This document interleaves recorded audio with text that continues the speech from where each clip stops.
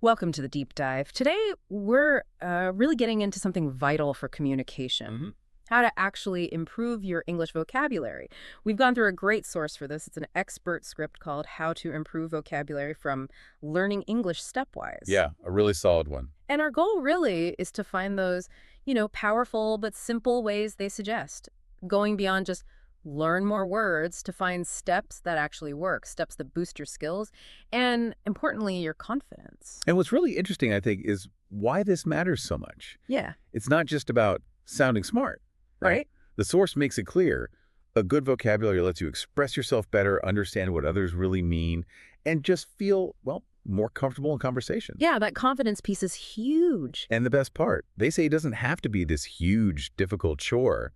It's about finding smart, even fun ways to do it, accessible ways. That's a great way to put it. Okay, so let's unpack this. Let's dive into their fantastic advice. Where do they start? Well, they definitely talk about reading, which isn't surprising. Sure.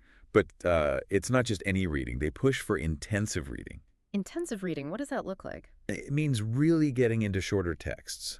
Could be a news piece, a short story, maybe a blog post. Okay. And focusing specifically on figuring out new words from the context. The real trick they mention is trying to guess the meaning first. Ah, okay. Before you grab the dictionary. Exactly. Use the clues around the word.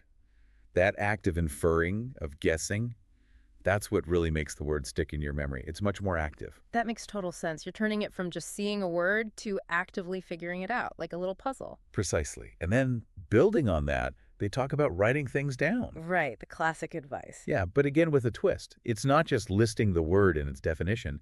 They suggest making like a personal map for the word. A map. Yeah, so you write down synonyms, antonyms, and crucially, collocations. Collocations. Wow. Those are words that often go together. Exactly. Yeah. So not just the word rapid, but thinking about rapid growth or rapid decline. Okay. It helps you build this whole network around the word, so Yeah. you understand how it's actually used, not just what it means in isolation. That feels much more useful than just a list. And what about listening? Active listening. That's the key term they use. So more than just having English on the background. Way more. Yeah. It's about tuning your ears specifically for phrases, for idioms, even how intonation changes the meaning. So watching videos, listening to podcasts like this one, hopefully, or even music, it becomes a focused exercise. Okay. You're trying to catch not just single words, but how they clump together naturally, these lexical chunks, as linguists call them. It helps your own speaking sound, well, more natural, too. Right. Less like you're translating in your head. Yeah. So you've read, you've listened, you've mapped the words. Yeah. How do you make sure they stay there? That's where they bring in technology, cleverly. Apps and things. Yeah, but not just basic dictionary apps. They suggest looking into apps that show word origins, the etymology. Oh, the history of the word. Yeah. Knowing where a word comes from can make it surprisingly memorable, like a little story attached to it. Interesting. And look for apps with lots of example sentences, different context, maybe even quizzes. Things that make you actively recall the word, not just passively review it. Turns it into practice, not just memorization. That active recall seems to be a running theme here. It absolutely is. Yeah. Which leads to another point they make, making it fun. Fun? How so? Word games, things like Scrabble, crosswords, or even those vocabulary game apps. Ah, okay. Less pressure. Exactly. It lowers the stress. You know, Yeah. you're playing, you're experimenting with words, you're not worried about getting it wrong. It's a great way to solidify words you're learning.